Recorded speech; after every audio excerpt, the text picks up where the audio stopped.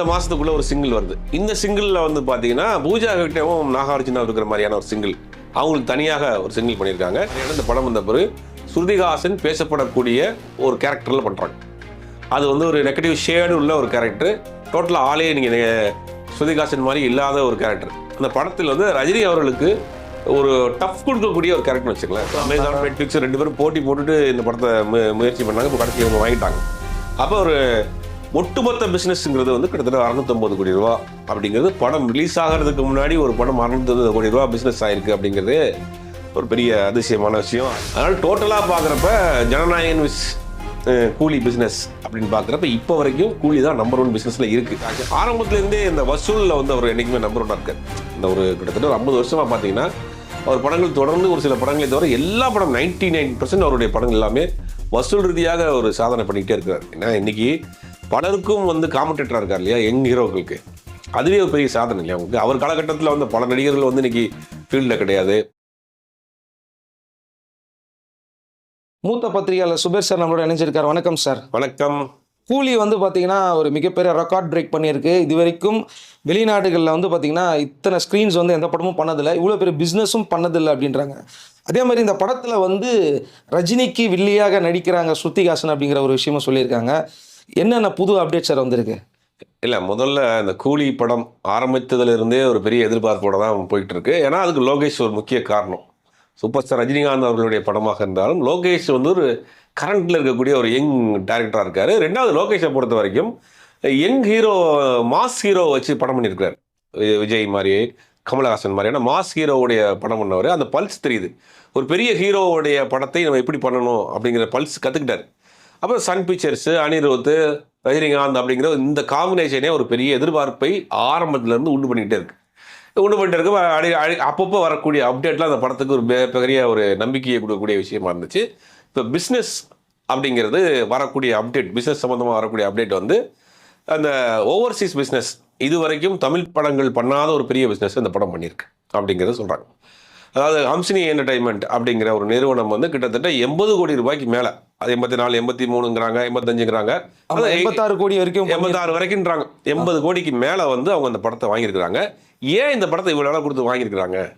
தமிழ் படத்தை அதிகபட்ச விலை கொடுத்து ஏன் வாங்கியிருக்கிறாங்கன்னா அதுக்கு முழுக்க காரணம் ரஜினிகாந்த்ங்கிற ஒரு மனிதர். ரஜினிகாந்துக்கு நமக்கு தெரியும், அவரை வந்து ஜப்பான்லேயும் சரி, சைனாவிலையும் சரி, எல்லா ஆர்டிஸ்ட்டை விட அவருக்கு ஒரு பெரிய மார்க்கெட் இருக்குது. அவங்க வந்து அவரை வந்து பெரிய லெவலில் முத்து படத்துலேருந்து அவங்க பார்த்து கொண்டாடிக்கிட்டு இருக்காங்க. அதனால் என்ன பண்ணுறாங்கன்னா அந்த பிஸ்னஸ் ஒரு பெரிய பிஸ்னஸ். சைனாவிலையும் ஜப்பான்லேயும் ஒரு பெரிய பிஸ்னஸ் பண்ணுறாங்க. இந்த முறை என்ன பண்ணுறாங்கன்னா, எந்தெந்த நாட்டிலெல்லாம் தமிழர்கள், இந்தியர்கள் அதிகமாக இருக்கிறாங்களோ அங்கேயெல்லாம் இந்த மாதிரியான படங்களை ஸ்க்ரீன் பண்ணாத இடங்களெல்லாம் இந்த படத்தை பண்ண போகிறாங்க. ஒட்டு மொத்தமாக ஓவர்சீஸ் மட்டுமே கிட்டத்தட்ட ஒரு 500 ஸ்க்ரீனுக்கு மேலே பண்ணலாம் அப்படின்ற ஒரு பிளான் வச்சுருக்காங்க. இது வரைக்கும் அதிகமான தமிழ் படம் ஸ்க்ரீன் பண்ணப்பட்ட படமாக இந்த படம் இருக்கும். ஏன்னா இவ்வளோ விலை கொடுத்து வாங்குறவங்க அந்த படத்தை எடுக்கணும் இல்லையா. அப்போ ஓவராலாக வந்து இந்தியன்ஸ் அங்கங்கே இருக்கிறாங்களோ அங்கெல்லாம் அந்த படத்தை ஸ்க்ரீன் பண்ணலாம் அப்படின்னு ஒரு பெரிய லெவலில் இப்போ நடந்துகிட்டு இருக்கு. பெரிய ப்ராசஸிங் போயிட்டுருக்கு. ஓவர்சீஸில் முதலில் அதிக சம்பாதித்த படம், அதிகமாக பிஸ்னஸ் ஆன படம் அப்படிங்கிறது இந்த படத்தை சொல்லலாம். படத்தை பற்றி நிறைய அப்டேட்ஸ் வந்துகிட்டே இருக்குது. பார்த்தீங்கன்னா கோட் படம் கிட்டத்தட்ட ஒரு 40 கண்ட்ரிஸ் ரிலீஸ் பண்ணாங்க. தேவாரா ஒரு 60 கண்ட்ரிஸ் ரிலீஸ் பண்ணாங்க. இந்த படம் கிட்டத்தட்ட 100 கண்ட்ரிஸ்க்கு மேலே ரிலீஸ் பண்ணுறதுக்கு பிளான் பண்ணுறாங்க. 42 கோடி ரூபா என்னமோ கோட் ஓவர்சீஸ் போயிருக்கு. 60 கோடி ரூபா வரைக்கும் போயிருக்கு தேவாரா. இந்த படம் தான் 84, 86, அந்த 85, 86க்குள்ளே சொல்கிறாங்க. அந்த அவ்வளோ பெரிய அமௌண்ட் வாங்கியிருக்கு. ஒரு 100 ஸ்க்ரீன் இது வரைக்கும் இந்தியா, இந்த ஒரு தமிழ் படம் வேர்ல்டு வைடு ஓவர்சீஸில் ஒரு 100 நாடுகளில் 600 ஸ்க்ரீனு அப்படின்ற ஒரு பிளான் ஒன்று பண்ணியிருக்காங்க. நான் சொல்கிறது 600 ஸ்க்ரீனுங்கிறது வந்து ஓவர்சீஸ் மட்டும், வெளிநாடுகளில் மட்டும் இந்த படம் 600 திரையரங்குகளில் திரையிடப்படுது. தமிழ்நாட்டில் மட்டும் 1000 ஸ்க்ரீனுக்கு மேலே போகுன்றாங்க. ஒட்டு மொத்தமாக கிட்டத்தட்ட ஒரு 3000 ஸ்க்ரீனுக்கு மேலே போகும் அப்படின்ற மாதிரி சொல்கிறாங்க. அது வரக்கூடிய டேட்டில் எவ்வளோ நாள் தேட்டர் கிடைக்குது, எந்தெந்த ஸ்டேட்டில் கிடைக்குதுங்கிறதெல்லாம் அவங்க ஒர்க் பண்ணுறாங்க. ஏன்னா ஒரு பெரிய ப்ராஜெக்ட், பெரிய லெவலில் ஸ்க்ரீன் பண்ணணும். ஒரு 4 நாள் 5 நாளுக்குள்ளே பெரிய லெவலில் இந்த படத்தை கொண்டு போய் சேர்த்துறன்னு ஒரு பெரிய வேலை பார்த்துட்டு இருக்கிறாங்க. படத்தை பற்றின இன்னொரு அப்டேட்னா அனிருத் இந்த படத்தினுடைய ரீரெக்கார்டிங் ஒர்க்கு நம்ம பிஸியாக வேலை பார்த்துட்டு இருக்கு. அதுக்காக ஒரு மியூசிக் கான்செர்ட் கூட வச்சிருக்கிறது கூட டேட்டு தள்ளி வச்சிருக்காரு போல். இப்போ முழுக்க சன் பிக்சர்ஸை பொறுத்த வரைக்கும் இந்த படத்தை சீக்கிரம் முடிச்சு கொடுத்துருங்க. ஏன்னா பல கண்ட்ரீஸ்க்கு போகணும், எல்லாருக்கும் அவங்க வந்து கண்டென்ட்டை கொடுக்கணும், ஒவ்வொரு கண்ட்ரீஸுக்கும் ஒரு சென்சார் ஆகணும், இந்த மாதிரி பல விஷயங்கள் இருக்குது. அதனால ப்ராக்டிக்கலாக நிறைய விஷயங்கள் இருக்கிறதுனால இங்கே படத்தை சீக்கிரம் முடிச்சு கொடுத்துருந்தாலும் வேகமாக அனிருத் வந்து இந்த படத்தினுடைய ரீரெக்கார்டிங்கை முழுவதுமாக உட்காந்து பண்ணிட்டு இருக்காரு நைட் அண்ட் டே அந்த படத்தில் கிளைமேக்ஸ் மாதிரி. கிளைமேக்ஸ் இப்போ கிளைமேக்ஸ் வந்துட்டாரு. ஆரம்பத்தில் ஆரம்பிச்சு கிளைமேக்ஸ்க்கு வந்துட்டார். கிளைமேக்ஸ் வந்து இப்போ படத்தினுடைய ரீரெக்கார்டிங் போயிட்டு இருக்கு. லோகேஷ் கனகராஜ் ஃபர்ஸ்ட் ஷெட்யூல் போயிட்டு வந்த பிறகு இவருக்காக சில மாசான சீன்ஸஸ் எல்லாம் ரீக்ரியேட் பண்ணியிருக்காரு. ஃபேன்ஸ்க்காக கிரியேட் பண்ணி ஸ்கிரிப்ட்லேயே கொஞ்சம் சேஞ்சஸ் பண்ணியிருக்காரு. அதாவது இது வரைக்கும் வந்த படங்கள்லேயே இருக்கக்கூடிய பஞ்சு இந்த மாதிரி ஒரு ஸ்டைலிஷான இன்ட்ரோடக்ஷன்லாம் இருக்கணும் அப்படிங்கிறதுக்காக ஃபர்ஸ்ட் ஷெட்யூலுக்கு போயிட்டு வந்துட்டு செகண்ட் ஷெட்யூலுக்கு இருந்த ஸ்கிரிப்டில் சில சேஞ்சஸ் பண்ணியிருக்காரு. பண்ணிட்டு இப்போ எடிட்டிங் பொறுத்த வரைக்கும் அவர் தான் ஃபுல்லாக பார்த்துருக்காரு. ரீரெக்கார்டிங்குமே அவர் அடிக்கடி கூட வந்து போகிறாரு அப்படின்ற மாதிரி ஒரு தகவல் சொல்கிறாங்க. இப்போ ரீரெக்கார்டிங் வரைக்கும் வந்துருச்சு படம். ஆக மொத்தம் இன்னொரு அதிகபட்சம் ஒரு 10 நாளில் உங்களுக்கு சென்சார் படம் போயிடும். சென்சார் போயிடுச்சுன்னா அடுத்து நீங்கள் டேரெக்டாக வந்து பிரிண்ட் கொடுக்க வேண்டியதான். ஒரு 10 நாளுக்குள்ளே ரீரெக்கார்டிங் முடிச்சு சென்சார் போயிடுவார். இந்த படத்தினுடைய வேலைகள் ரொம்ப பரபரப்பாக போயிட்டு இருக்கு. மற்றபடி ஸ்டார் காஸ்ட் நீங்கள் ஏற்கனவே நம்ம நிறையா அமீர் கானாக இருக்கட்டும், உபேந்திராவாக இருக்கட்டும், சத்யராஜா இருக்கட்டும், ஸ்ருதி ஹாசனாக இருக்கட்டும், பெரிய ஸ்டார் காஸ்ட் இந்த படத்தில் இருக்காங்க. சார் இதில் சொல்கிறாங்க நாகார்ஜுனாவும் அமீர் கானும் சேர்ந்து ஸ்க்ரீன் ஷேர் பண்ணுற மாதிரி வருதா இல்லை தனித்தனியாக வருது? தனித்தனியாகத்தான் வருது. நாகார்ஜுனா தனியாகவும் அமீர் கான் தனியாகவும் அவங்க வேறு வேறு ஜானரில் காட்டுறாங்க. 2 பேரும் சேர்ந்து ஸ்க்ரீன் ஷேரிங் இல்லை அப்படின்றது தான் வரக்கூடிய தகவலாக இருக்குது. அதில் ஏதோ ஒரு ட்விஸ்ட் வச்சுருக்காங்க போல, ஏன் வரல அப்படின்ற மாதிரி. ரெண்டாவது சத்யராஜ் கேரக்டர் எனக்கு தெரிஞ்சு மிஸ்டர் பாரத்துக்கு பிறகு 2 பேரும் சேர்ந்து பண்ணுறாங்கன்னு நினைக்கிறேன். ஒரு முக்கியமான ஒரு கேரக்டர் இந்த படத்துக்கு வந்த பிறகு ஒரு பேசப்படக்கூடிய ஒரு வில்லனாக இருப்பார். ஏற்கனவே ஒரு வில்லன்லாம் இல்லாத வில்லன்லாம் பண்ணிட்டார். இருந்தாலும் கூட இந்த படத்தில் ஒரு முக்கியமான ஒரு கேரக்டர் பண்ணியிருக்கிறாரு. அது வந்து பேசப்படக்கூடிய கேரக்டராக இருக்கும் அப்படிங்கிற மாதிரி சொல்கிறாங்க. அடுத்ததாக இந்த படத்துடைய அடுத்த சிங்கிள், ஏன்னா ஏற்கனவே வந்து இப்போ சிக்குடு சிங்கிள் வந்து பார்த்துட்டு ரொம்ப நல்லா இருக்குது அப்படிங்கிற மாதிரி எல்லாரும் சொல்லியிருந்தாங்க. டிஃப்ரெண்ட்டாக இருக்குது. பழைய ரஜினி சாரை ரீக்ரியேட்லாம் பண்ணிட்டாங்க அந்த கட்சிஃபெல்லாம் வச்சு. பாஷா படத்தில் கட்சிஃப் வச்சு பண்ணார் பாருங்க. பாஷாவில் பண்ணாங்க. தளபதியில் வந்து ஏற்கனவே ஒரு ஸ்டில் ஒன்று ரிலீஸ் பண்ணாங்க, பார்த்துட்டு போனோம். தளபதியில் வந்து ஒரு ப்ரொஃபைல் நின்றுருப்பாரு. அந்த ஸ்டில் வந்து பயங்கர ஃபேமஸான ஒரு ஸ்டில்.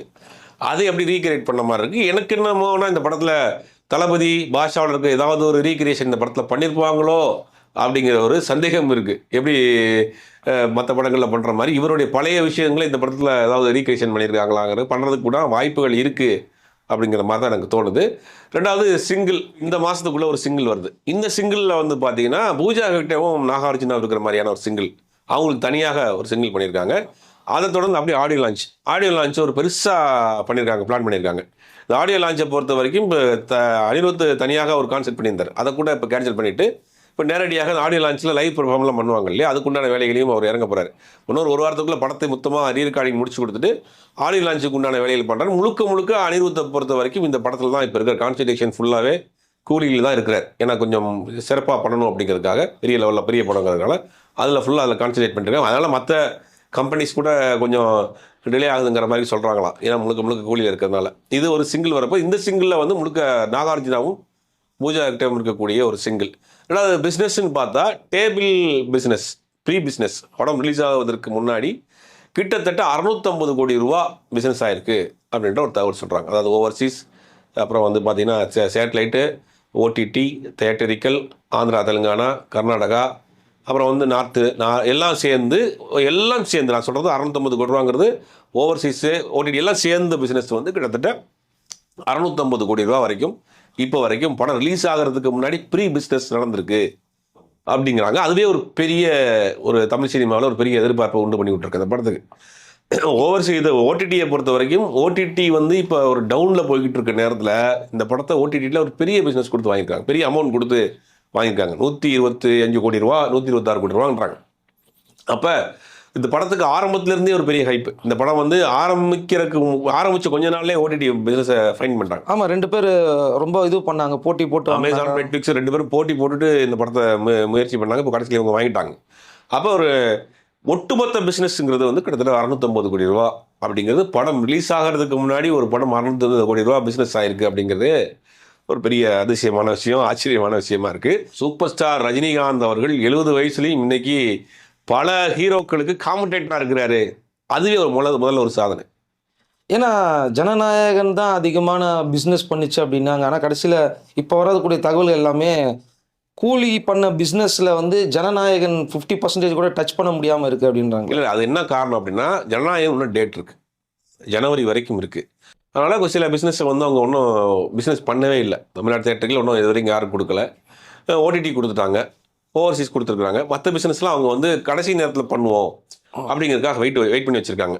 இப்போ இது 650 கோடி ரூபா இது வரைக்கும் ப்ராஃபிட் பிஸ்னஸ் நடந்திருக்கு, ப்ரீ பிஸ்னஸ் நடந்திருக்கு அப்படின்னா அதில் பாதி கூட வந்திருக்காது இப்போ வரைக்கும். ஒருவேளை அவங்க வந்து படம் ரிலீஸ் ஆகிற நேரத்தில் அவங்க அதுக்கு உண்டான பிஸ்னஸை பண்ணுவாங்க. கூலிக்கு ஈக்குவலாக வர முடியாது அப்படின்றத தான் நிறைய சொல்கிறாங்க ட்ரேடிங் வட்டாரத்துலலாம். இவ்வளோ பெரிய பிஸ்னஸ் அந்த படத்துக்கு கிடையாது அப்படின்றாங்களா சார்?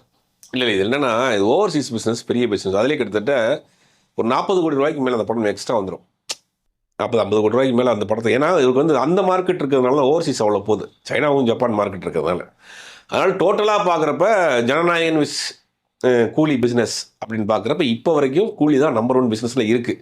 ஒன்றும் அவங்க பிஸ்னஸ் பல ஏரியாவில் பண்ணாமல் இருக்காங்க. அது எதை அவங்க ரீச் பண்ண போகிறாங்கிறது தெரியல. இப்போ வரைக்கும் கூலி தான் பிஸ்னஸில் நம்பர் 1. ஓகே சார், இதெல்லாம் தாண்டி இப்போ வந்து இந்த படத்தை வந்து இப்போயே 650 crores சொல்கிறாங்களே சார். ஆக்சுவலாக ஏற்கனவே வந்து அவருக்கு வந்து சைனாவில் 2.0 திரைப்படம்லாம் பெரிய அளவில் ஓடிச்சுன்றாங்களா?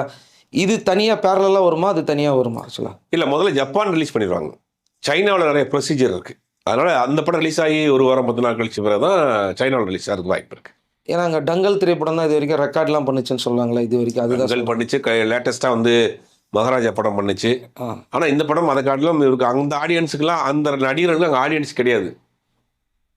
ஃபர்ஸ்ட் டைம் பார்க்குறாங்க அவங்கள. இவருக்கு அங்கே ஆடியன்ஸ் இருக்கிறாங்க, ரஜினிக்கு. ஆமாம். அதனால் இந்த படத்துக்கு பெரிய எதிர்பார்ப்பு இருக்குது. அதனால தான் இவ்வளோ விலை கொடுத்து ஓவர்சீஸ்க்கு இவ்வளோ விலை கொடுத்து ஒருத்தவங்க வாங்குறாங்கன்னா அவங்க பிஸ்னஸ் காம்ப்ளீட் பண்ணாமல் வாங்க மாட்டாங்க.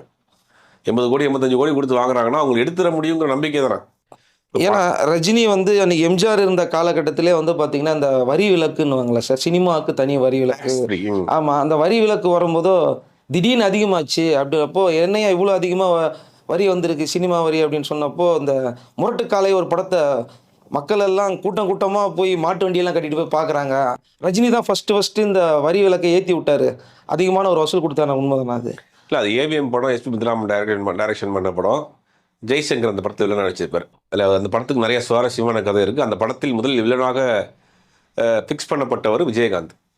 விஜயகாந்த் ஹீரோவாக இருக்கிறாரு. விஜயகாந்த் ஹீரோவாக இருக்கிற காலகட்டத்திலேயே கொஞ்சம் இடையில சில படங்கள் போகிறதுனால ஏவிஎம் வந்து ஒரு பெரிய சம்பளம் கொடுத்து ஃபிக்ஸ் பண்ணுறாங்க. ஆனால் அன்றைக்கி ராவத்தில் வந்து நீங்கள் நடிக்கவே கூடாது, அப்படின்னு ஹீரோ நடித்தா ஹீரோ தான் அப்படின்னு பண்ணப்பட்ட படம். ஒரு பெரிய வசூலை கொடுத்த படம் அந்த படம் முரட்டுக்காலை. அன்றைக்கி வந்து பெரிய பேசப்பட்ட படம், ஒரு கமர்ஷியல் படம்.